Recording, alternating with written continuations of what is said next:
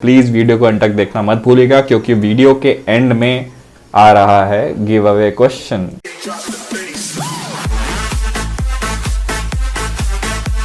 जी हाँ गाइज, ये वीडियो है जो आपको गिव अवे टास्क देगा और किसी 2 लकी विनर को प्राइज मिलेंगे इस बार। Not only 1, 2 people will be getting prize this time. Good morning guys, स्वागत है आपका मेरे चैनल में। आज हम लोग बनाने जा रहे हैं टेस्टी मुंबईया स्टाइल एकदम मस्त वाली पाव भाजी। मस्त कुरकुरे से पाव के साथ जब भाजी को मिला के जब खाते हैं ना तो मज़ा आ जाता है। तो चलिए बिना टाइम वेस्ट किए हुए बनाते हैं लजीज और टेस्टी पूरा स्ट्रीट स्टाइल देसी स्टाइल में पाव भाजी।